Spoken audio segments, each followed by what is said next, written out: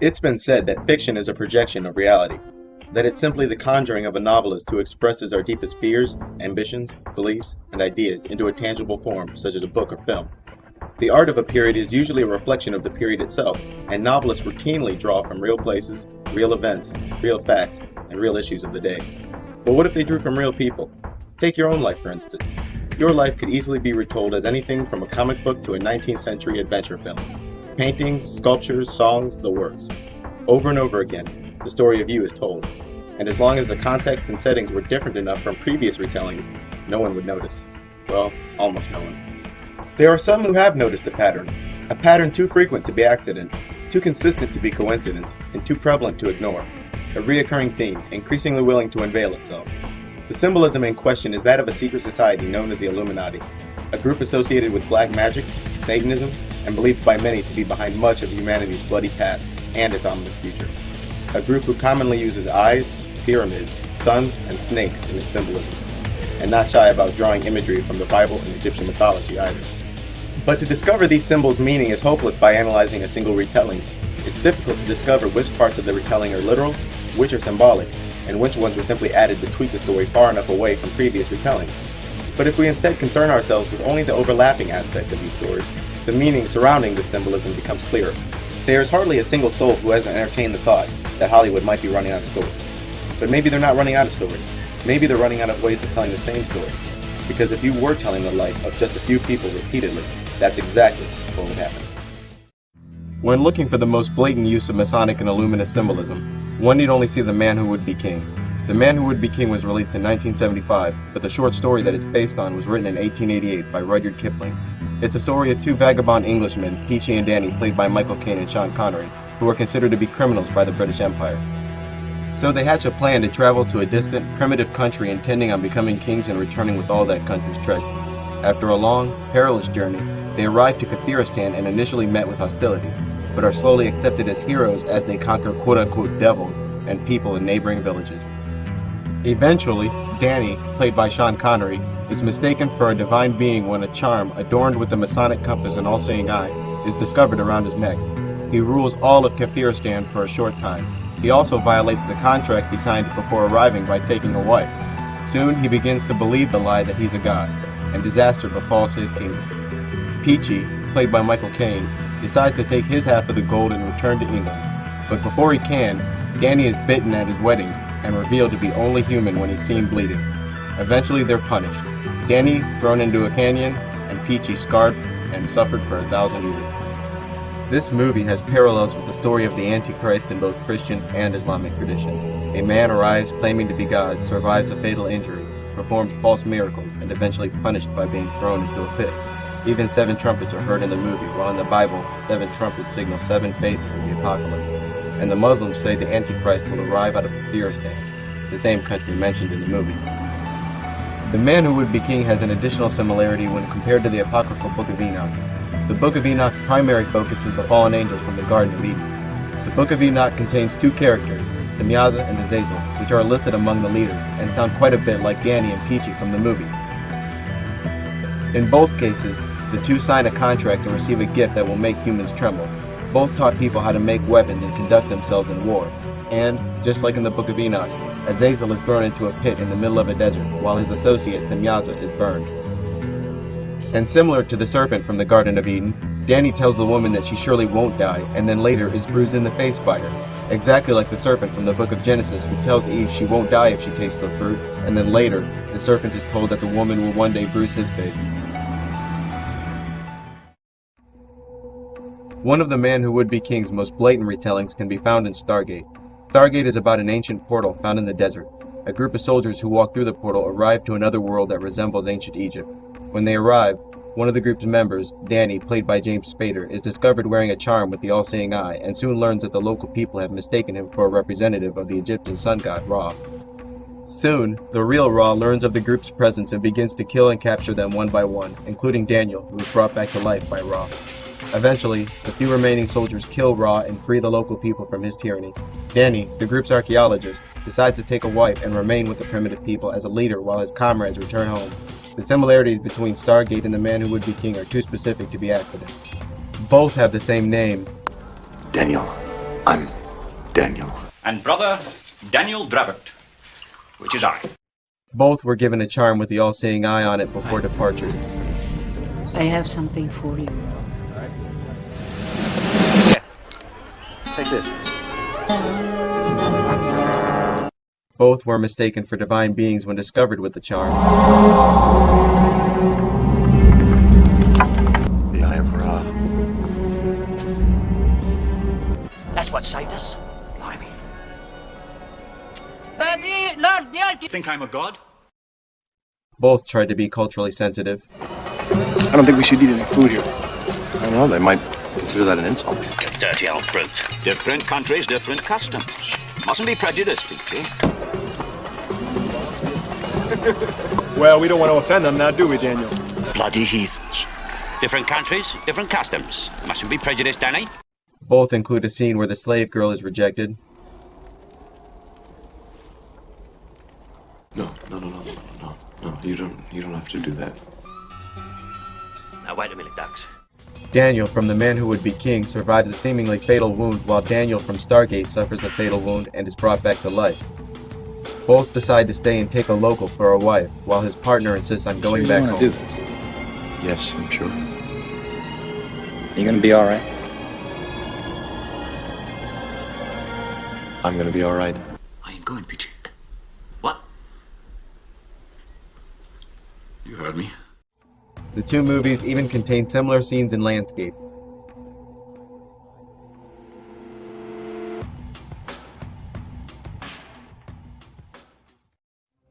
The Road to Eldorado is another veiled retelling of The Man Who Would Be King, with even more similarities than Stargate had to offer.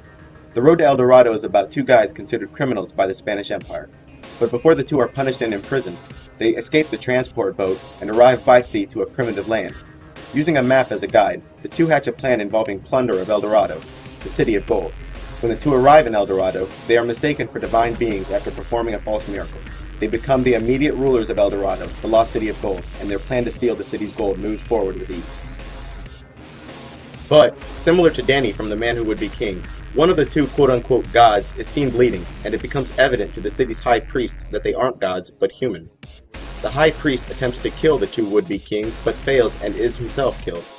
One of the two gentlemen, Michael, who is mistaken for the sun god, wants to stay and rule the primitive country, while the other, Tulio, wants to go back home with his half of the gold. But before the two can return to Spain with their loads of gold, they run into trouble with an old enemy, Cortez.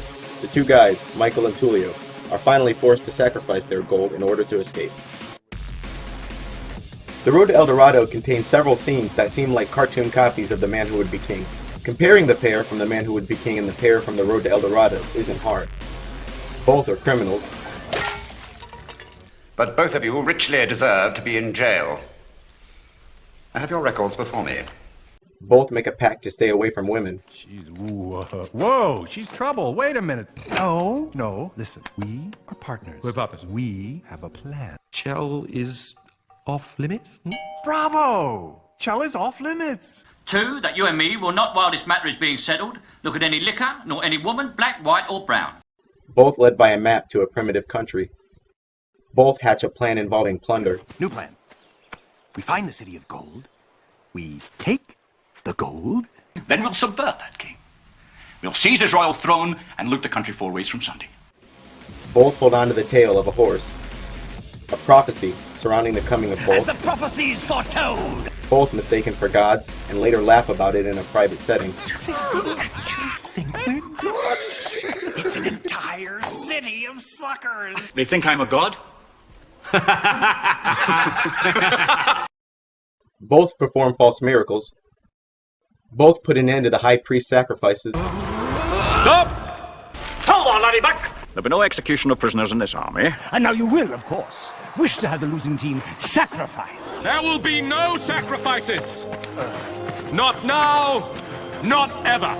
Off your hunkers! No more groveling. We ain't gonna put your city to the torch. Nor hang you in chains, nor rape your daughters. Both stand to gain a ton in treasure. Similar to The Man Who Would Be King, one decides to stay and rule, while the other intends on returning home with his half of the gold. Michael, like Danny from The Man Who Would Be King, begins to believe the lie that he was meant to rule. Both are revealed to be only human after being seen bleeding, and both will watch their treasure wasted in the panic of escape. Sun scenes were obviously done simply to draw the connection between the two movies. The Road to Eldorado contains much of the same symbolism of the previous two films, along with having a virtually identical storyline: trumpets, pyramids, and sacrifices. And here, it's clear that, like in Stargate, Michael has been mistaken for the sun god shown here putting on his sun crown. You even have the people with the strange masks, and an arrival with a pale horse. In the Bible, there are 4 horsemen, or riders of the apocalypse. One is white and the other is pale, like the sickly shade of a corpse. Then there's this episode from the 6th season of The Simpsons, called Homer the Great. In this episode, Homer finds his friends acting secretive and receiving preferential treatment. After some investigating and a bit of meddling, he discovers that his friends Lenny and Carl are members of a secret order called the Stonecutters. But masonry is obviously what the Simpsons creators had in mind. Masonic compasses and squares, along with pyramids, suns, and all-seeing eyes are throughout the interior of this Stonecutter Lodge.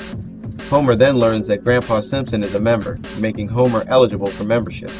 Here's the whole lodge singing about the conspiracies they're involved in. Who controls the British crown? Who keeps the metric system down? We do. We do. Who leads Atlantis off the maps? Who keeps the Martians under wraps? So he's accepted, and soon a very familiar scene unfolds. He's initially met with hostility, but the high priest finds a mark on him that signifies divinity. They mistake him for a god and immediately becomes the leader of the group. Soon, he begins to believe the lie and his followers turn against him. I always wondered if there was a god, and now I know. There is. And it's me. You're not a god, Homer. Am I a dog or a god? We gotta kill him! Take it easy. This episode is clearly rooted in Rudyard Kipling's story, and Matt Groening, the creator of The Simpsons, does a good job at making the Freemasons look like no more than a mischievous country club. Dogma is yet another copy of this story.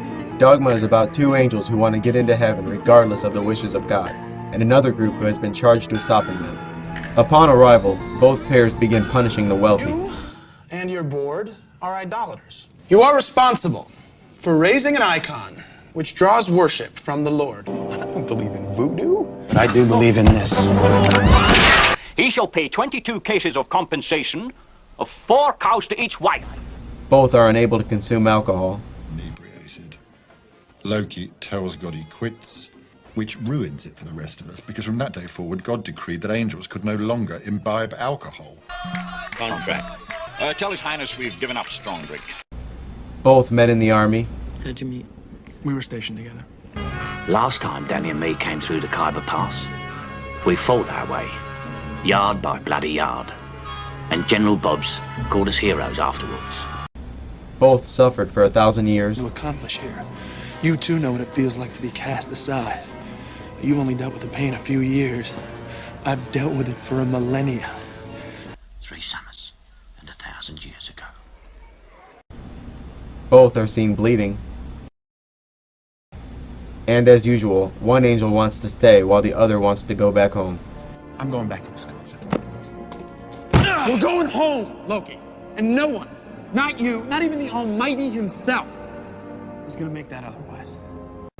The movie actually has Enoch displayed for a brief time, and a vast portion of the Book of Enoch is devoted to angels. Then there's Star Wars, a slightly more subtle retelling of the same story, and once again, traces of the same 2 characters. Han Solo and Luke Skywalker are a cultural icon, but they appear to be a bit more than that. Han Solo from Star Wars and Danny from The Man Who Would Be King have quite a bit in common. Both are longtime smugglers. Boy, it's lucky you had these compartments. I use them for smuggling. I never thought I'd be smuggling myself in them. Rifles? Well, heaven help you if you're caught with those at the border. Gun running isn't exactly new to us. Both have a brainy best friend. Now what? This is some rescue. When you came in here, did you have a plan for getting out? He's the brains, sweetheart. Which means she's got 14 2/3. Both were honored as war heroes with their brainy best friend. Last time Danny and me came through the Khyber Pass, we fought our way, yard by bloody yard, and General Bobs called us heroes afterwards. Both ended up snowblind, which is blindness due to extreme cold. I can't see. Your eyesight will return in time. Danny went snowblind. Both pairs have a grudge against an empire. I've seen a lot of action. With all we've been through, sometimes I'm amazed we're in as good condition as we are. What with the rebellion and all. You know of the rebellion against the Empire? Great country. Or was, till the bureaucrats took over and ruined everything. Because them that govern spend all their time making up new laws to stop men like you and me from getting anywhere. And whose loss is it, eh? Why, England's, of course. We go back a long way, Lando and me. Do you trust him? No. He's got no love for the Empire, I can tell you that. Do you suppose if a man thought twice, he'd give his life for Queen and country? Not bloody likely. Both pairs have been mistaken for gods. I could be mistaken. They're using a very primitive dialect, but I do believe they think I am some sort of god. Both are impulsive warriors. Certainly has courage. What good will it do us if he gets himself killed? Come on.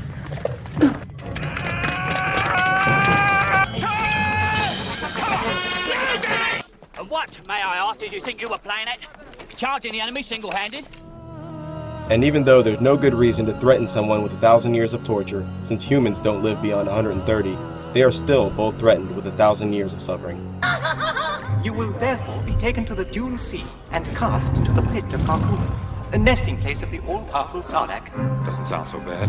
In his belly you will find a new definition of pain and suffering, as you are slowly digested over 1,000 years. And both have stood with their friend at the edge of a pit in the middle of a desert with people crowded around intending on pushing them in. And again, the characters with the ropey hair get a scene or two. Even Chewbacca can be accounted for.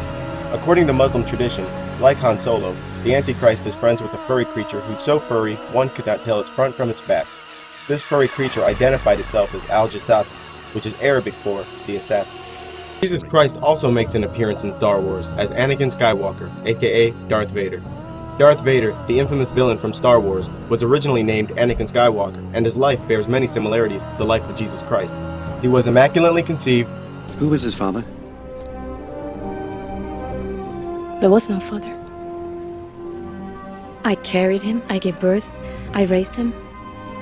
I can't explain what happened. Declared the chosen one, prophesied to come, powerful magical abilities, rejected by temple leaders, wants to preserve life using his magical abilities, storms a temple. If you're not with him, you're against him, and becomes the leader of a large army. And I'm sure it's just a coincidence that the lady George Lucas chose to play Darth Vader's mother, a Swedish actress named Pernilla August, also played as Mary in the made-for-TV movie, Mary, Mother of Jesus in 1999, the very same year she first appeared in Star Wars. Christian Bale, who would later play as Batman, also played in the movie Mary, Mother of Jesus, playing as Jesus himself. Regardless of who played the part, it's clear who George Lucas had in mind when writing for Darth Vader. George Lucas's first full-length film was THX 1138. Akin to the setting Aldous Huxley's Brave New World takes place in, THX 1138 takes place in a dystopic police state where the citizens are medicated, under constant observation, and reproduction is tightly controlled. Named after its main character, THX 1138 was released in 1971 and describes a world where natural human emotion, like sexuality, are suppressed through a regimen of medications that's mandated and distributed by the state. The movie is about a nuclear technician who, like most, is emotionally inexperienced and emotionally dependent on machines instead of other people. Yes. I haven't been feeling very well myself. Yes, I understand. I don't know, maybe it's me. Yes, fine. I needed some Panura last night. I feel as if something excellent, odd were happening to me. Something, yes. I can't understand.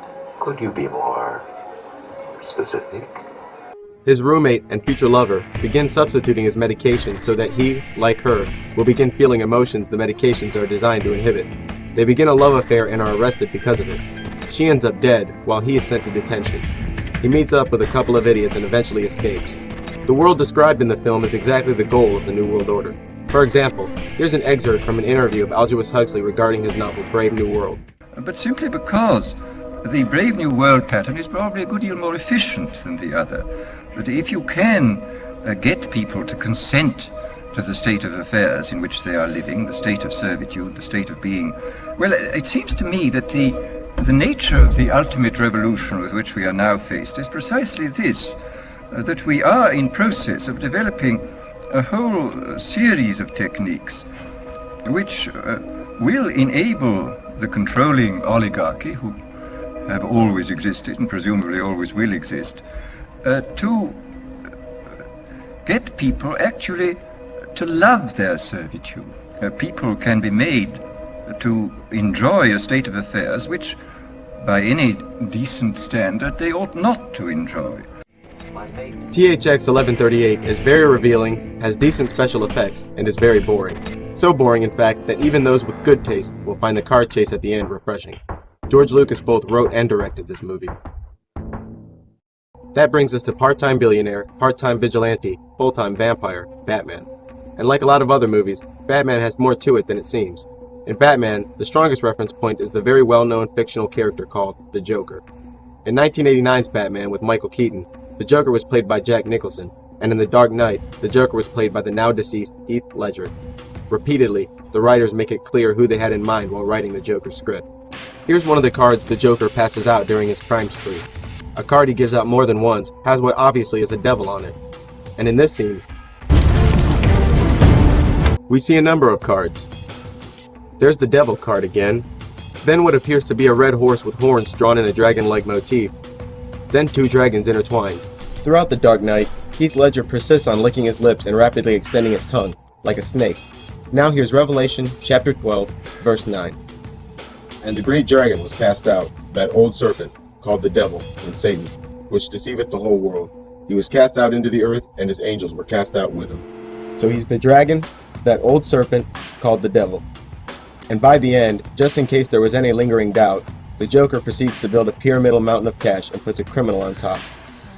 But the other Joker, played by Jack Nicholson, also gives his identity away. I was in the bath one day when I realized why I was destined for greatness.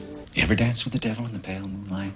You ever dance with the devil by the pale moonlight? Then, at the end of the movie, he says, "Shall we dance?"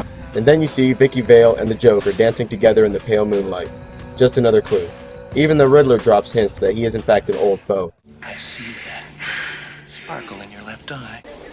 Shall we dance? For if knowledge is power, then a god am.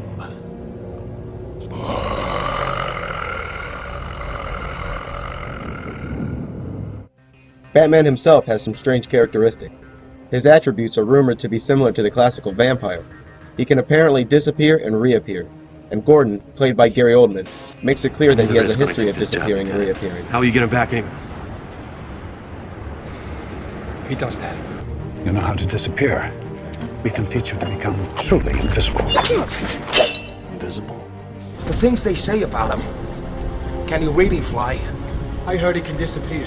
And all of Gotham is wondering what to make of Batman. Friend or foe? I have given a name to my pain, and it is Batman. And disappear at will.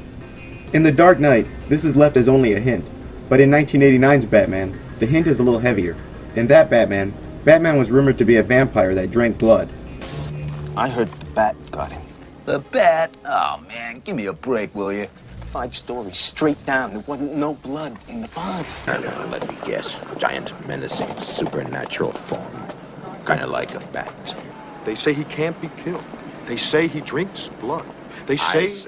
And although the movie The Mothman Prophecy is void of a single Mothman, Batman is not. Here's a slowed down scene from 2005's Batman Begins. In Batman Returns, Catwoman is killed by her boss, comes back to life looking extra pale, extremely strong, and goes bad.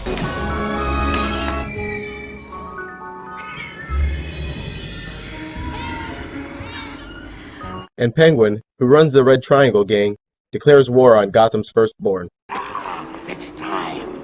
These are the names of the firstborn sons of Gotham City, just like I was. And like me, a terrible fate waits for them. Like the Pharaoh from the Book of Exodus, he targets the firstborn, a rather arbitrary choice. Batman Returns even has some of the more conventional symbolism. But the Joker isn't a character unique to Batman. We've encountered this Joker character before, and since. The Joker's true name, or one of many, is Asmodeus. Asmodeus is portrayed as highly intelligent, extremely sadistic, and humorous. But first, here's the intro from the movie Spawn. The battle between heaven and hell is waged eternal. Their armies fueled by souls harvested on Earth. The devil Malbolgia has sent a lieutenant to Earth to recruit men who will turn the world into a place of death in exchange for wealth and power. A place that will provide enough souls to complete his army and allow Armageddon to begin. In Spawn, you've got this Joker kind of guy who's working for the devil. His job was to prepare Earth so that Spawn may lead Satan's army to heaven and destroy it. In the movie, Spawn is betrayed and killed by his boss, is sent to hell, and makes a deal with Satan to get a second chance for revenge and love so long as he leads Satan's army to attack heaven. Spawn agrees and returns to the land of the living with incredible abilities and a regenerative body made of a luminous material. Now the clown is kind of bitter because he believes that his likeness is closer to Satan's than Spawn's is, and that he should lead Satan's army. And although he's bitter, he's under strict orders to ensure that Spawn succeeds in all he does. Eventually, the tension surfaces. Spawn and the clown fight. Spawn wins, and refuses to play ball with Satan's plan, and the Earth is saved. This demonic clown has quite a bit in common with the Joker. Then there's Asmodeus, from the movie Gabriel. Gabriel is about an archangel named Gabriel, who was sent from heaven to do battle with demon villains. He arrives to find a dark, cruel world where his comrades, who are also angels, live in hiding and fear while demons rule humanity. After locating his superhero friends, he's disappointed to discover that they've discontinued their fight against evil, and now live in the shadows. Almost immediately after banding behind Gabriel, Asmodeus and Samael discover the Archangel's locations and begins picking them off in an effort to remove the forces of goodness so that the souls of the city will belong to the fallen. After a long, drawn-out crusade to kill the fallen one by one, Gabriel eventually works his way up to Samael, who he kills and dies with. Then there's Ozymandias, from Watchmen. Watchmen is about a group of crime-fighting superheroes who retire and go their separate ways. All but two of these superheroes, Ozymandias and Dr. Manhattan, keep their identity secret. Soon it appears that members of the retired supergroup, the Watchmen, are being targeted for assassination. It is eventually revealed that superhero and former colleague, Ozymandias, is behind the plan to neutralize his ex-partners so that he may bring about a massive change on a global scale by using a series of false flag terrorist attacks. Watchmen, similar to Gabriel, includes a superhero who's disappointed that his comrades who are retired, in hiding, and letting a potentially evil plot proceed unchallenged. But more than that, it includes two characters whose names sound similar, Asmodeus and Ozymandias. Not exactly a stretch. Still more, both are behind assassinations and rumored to be homosexual. Here's Adrian, aka Ozymandias, from Watchmen, hanging out with the village people. Even Adrian Veidt, possible homosexual. Here's Asmodeus' play toy, who is obviously a man in drag, and in this scene definitely ties him to the Joker, and it was designed to. Just like the famous scene with Jack Nicholson looking into the mirror, Gabriel has this scene. And similar to Jack Nicholson's Joker, Asmodeus cuts up his human pet and refers to it as art. She's not finished yet. Why is she wearing a mask? Well, she's just a sketch, really. She is a living work of art. I'm no Picasso, but do you like it? Hints that Asmodeus is homosexual also come up in Spawn. Get away from me, you fudge-packing midget! These 5 characters have quite a bit in common. 4 wear purple suits, 4 end up betraying the people he's working with, 3 are gay, 2 are concerned with gathering souls from Earth. Ozymandias from Watchmen has what appears to be a left eye on his belt, while Asmodeus from Gabriel gets his left eye gouged out, and all 5 run criminal organizations and are cold-hearted. My guess is, the true relationship between this character and the Joker is more accurately told in Spawn, where there's actually an agreement between the two.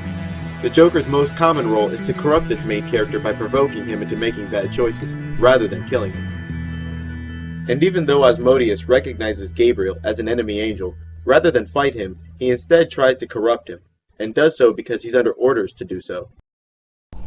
Give this gentleman half price. I've got a feeling we'll be seeing him again.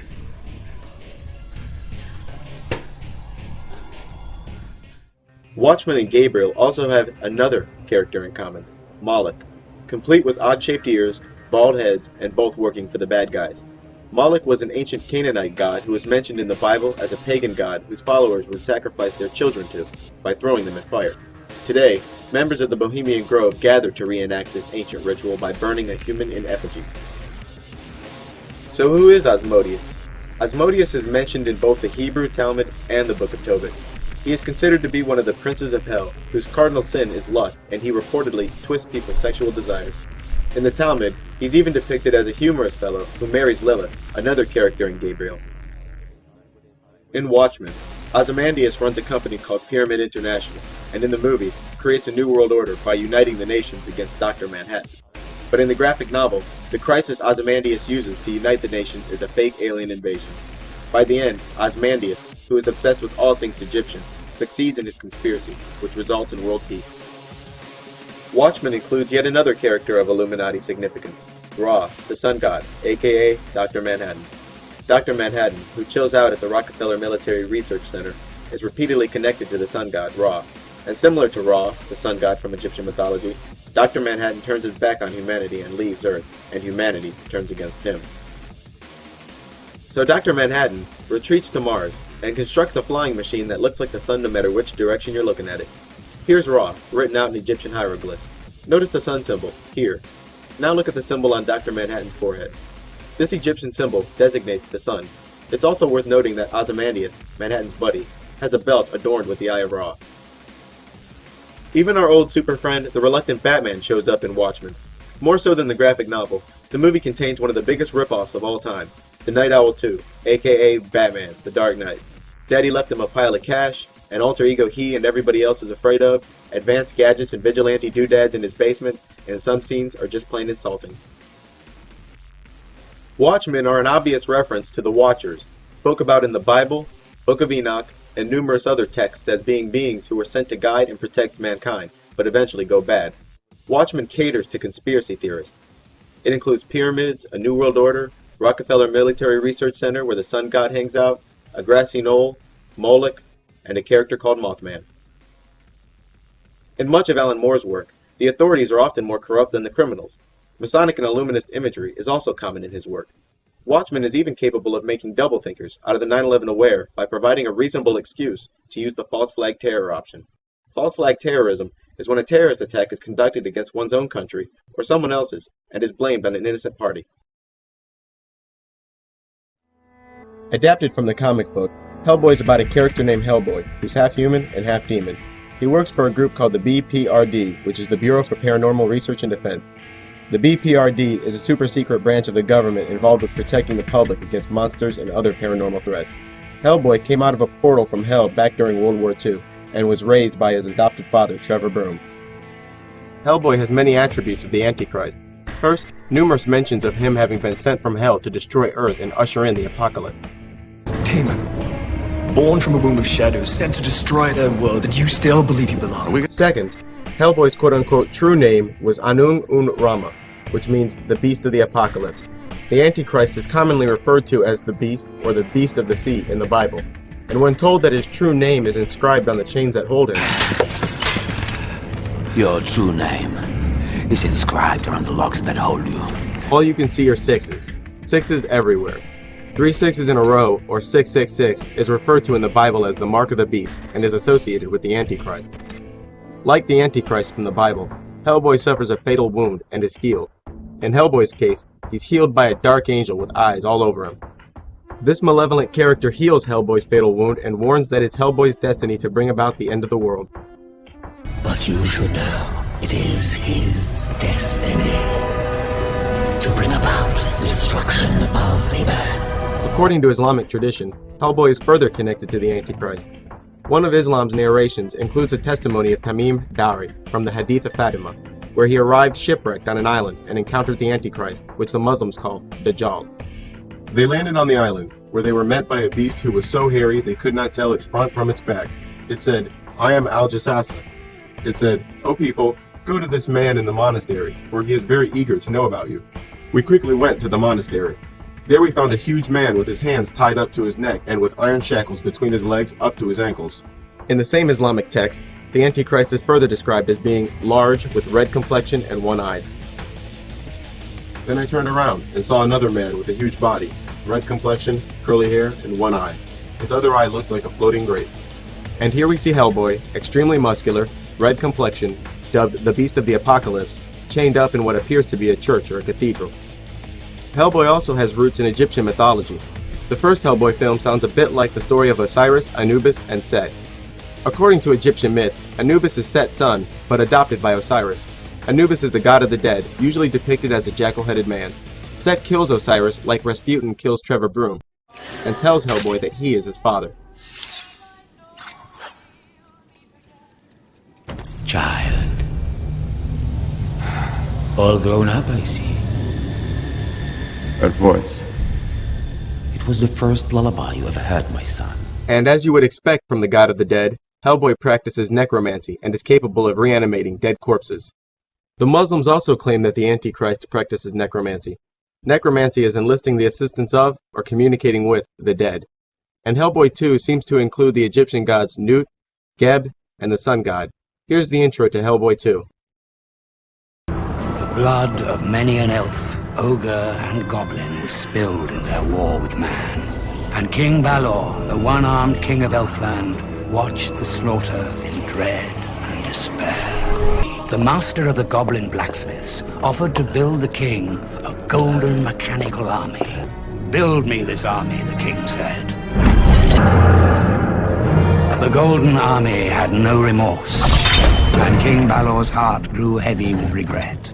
So he called a truce and divided the crown in 3 pieces, 1 for the humans and 2 for himself. This story of a king who unleashes a powerful weapon against mankind and then regrets it sounds like the story of Ra, the sun god from Egyptian mythology. According to legend, the sun god Ra was angered by humanity's disobedience to his rule, so he sent his daughter, Sekhmet, who was called the Eye of Ra, to tame rebelling humanity. But after seeing the carnage that Sekhmet caused on Earth, his heart filled with regret and pity. So he tricked Sekhmet to stopping her rampage by getting her drunk. Sekhmet was depicted as a woman in a red dress with a lion's head and was said to have been made from the fiery eye of Ra.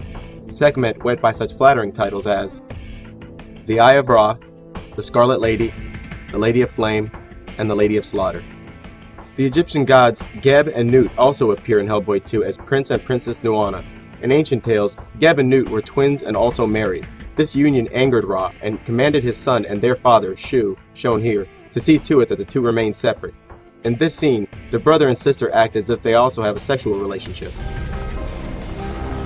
I can feel that much on you. Father always tried so hard to shield your heart from mine. Here's Geb below and Nut above, with their father Shu separating them. The goddess Nut is typically depicted in a tight-fitting blue dress, just like Princess Nuana's.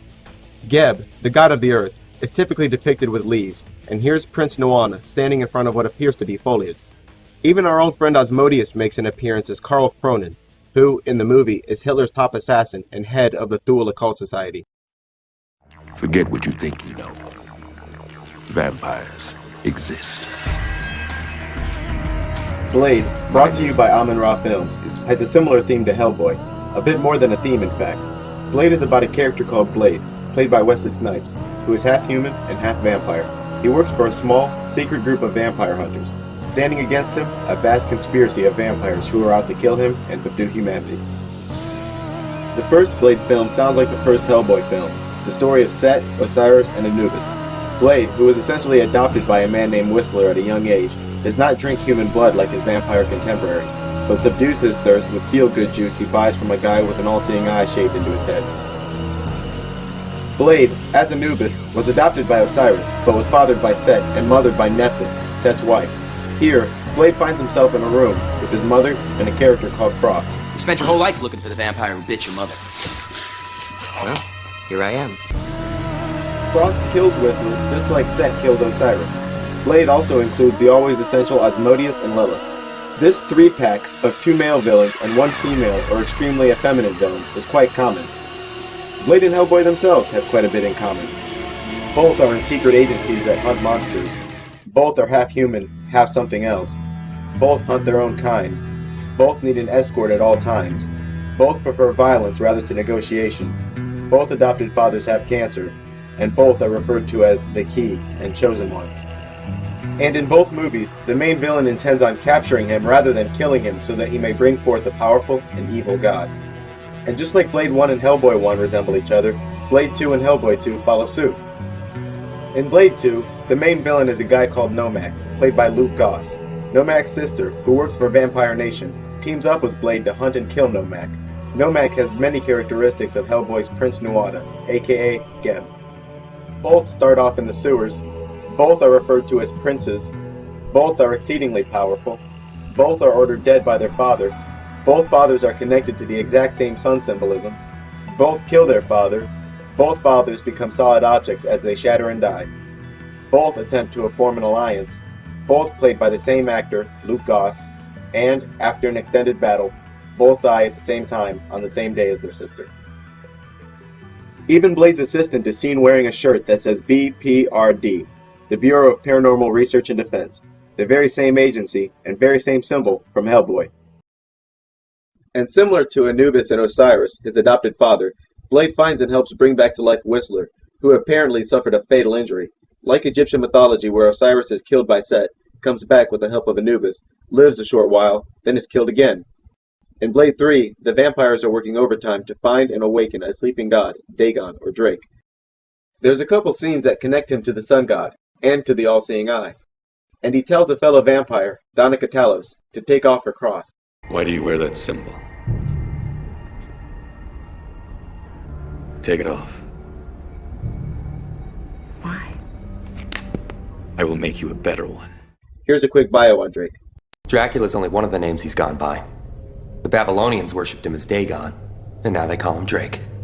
If you believe in the legends, he was born in ancient Sumeria. He was the first of his kind. The patriarch of Hominis Nocturna.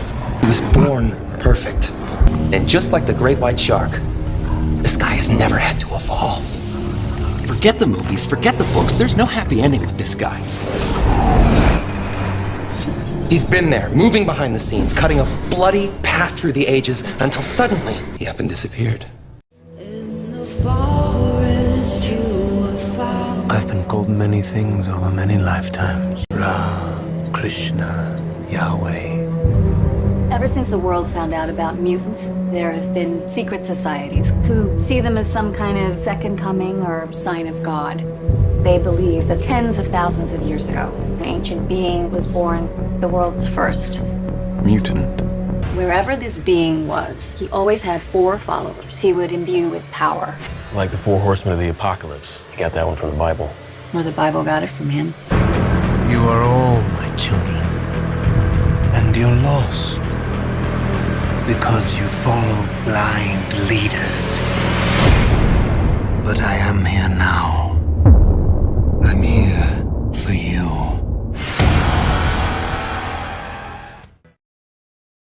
The Lion King is yet another film that appears to be derived from Egyptian mythology. It appears to be the story of Set, Osiris, and Horus. The Lion King is about a place in the Africa savannah called the Pride Lands.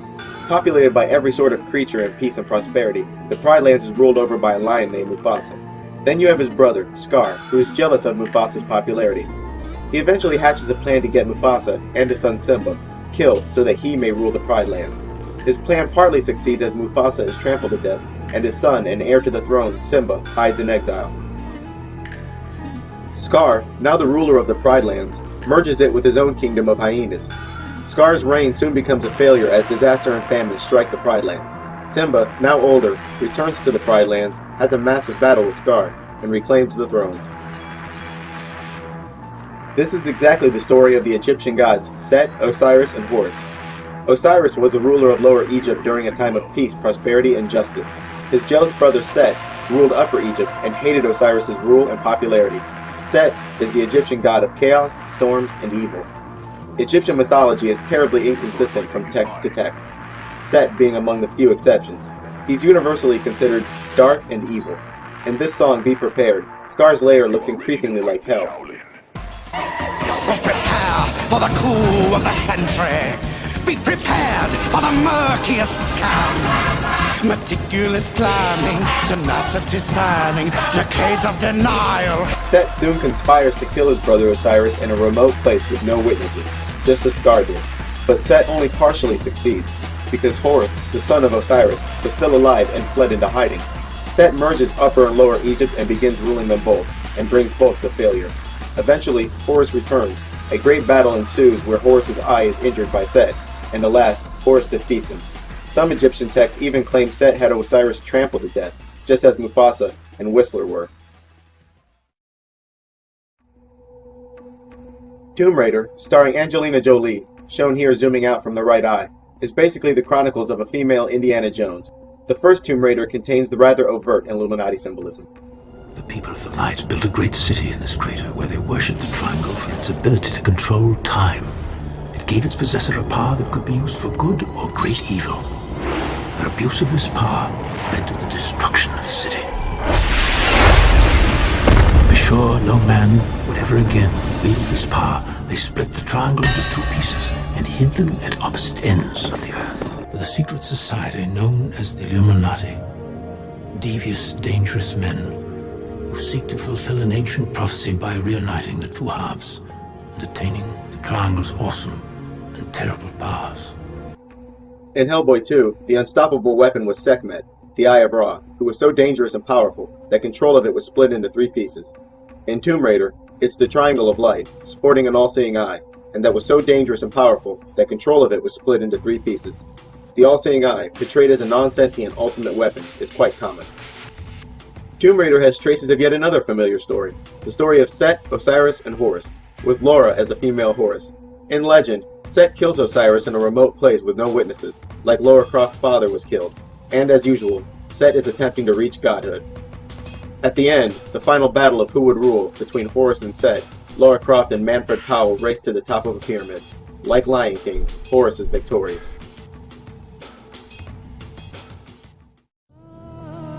Conan the Barbarian includes heavy use of eye and serpent symbolism. Conan the Barbarian is about a warrior named Conan, played by the talentless Arnold Schwarzenegger, whose family is killed by a guy named Falsa Doom. Conan is captured and turned into a hooligan. He's eventually set free and immediately proceeds on an adventure of revenge. He locates and sneaks into Falsa Doom's lair, which is called Set's Mountain of Power in the movie, and kills him. This story sounds like yet another retelling of Horus versus Set conflict. Set kills Horus' father, Osiris, and Horus spends the rest of his time gaining revenge and reclaiming his throne. Falsa Doom, played by James Earl Jones, is connected to the Egyptian god Set so often in the film that it's kind of implied that he is Set. The only snakes I know of are those of Set and those cursed towers. They have spread to every city. 2 or 3 years ago, it was just another snake cult. Now, everywhere. It is said that they are deceivers. They murder people in the night. A man who would someday be king by his own hand. One who would crush the snakes of the earth. Snakes? Did you say snakes? Conan has traces of the man who would be king, too, where Conan arrives with a special charm on his neck and is singled out. In Conan, Set's symbol is two connected serpents facing each other against the sun, whereas in The Man Who Would Be King, it was two connected serpents facing away. Also, a familiar theme unfolds as Conan dies and comes back to life.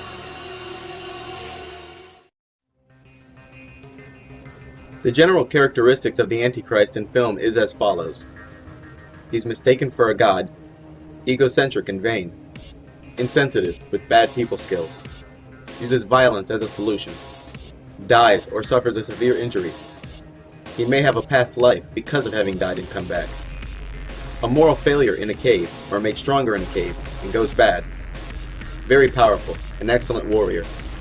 Has identifying mark, maybe wearing red. Impulsive, a Dr. Jekyll, Mr. Hyde kind of guy for sure. Can read minds and sense emotions. May find himself working for the bad guy or teaming up with him. At some point, may be underwater, usually thrown in the water, or arriving by boat. This symbolism is used because he is the beast from the sea. Usually finds himself at a train station, airport, or some other kind of port. May be hunted by two opposing sides. At some point, this character meets a witch doctor, tries to spare the innocent, can see in the dark, has special heritage, half human, half something, etc. Sordid past, and popular with women. The main villain may want to rule with him as opposed to killing him. This character's biblical name is the Beast of the Earth. In the Bible, this character enforces the power structure of the Antichrist, and, naturally, is often depicted as coming from below. This character is also extremely powerful, highly intelligent, bent on pure destruction, has disdain for life, and is often connected to the sun and all-seeing eye. It's not likely that the Illuminati, who has managed to commandeer the world, are obsessed with fictitious characters and fictitious events born from myth and legend. What's more likely is that they are obsessed with real characters and real events while making us obsessed with their fictional counterparts. And if, after all of this, you still don't believe something very strange and very real is being told, I can't help you. Well, I hope you learned a bit about the movies you watch and maybe even the world around you. And now it's your turn to share with others what you know. Good luck and thanks for watching.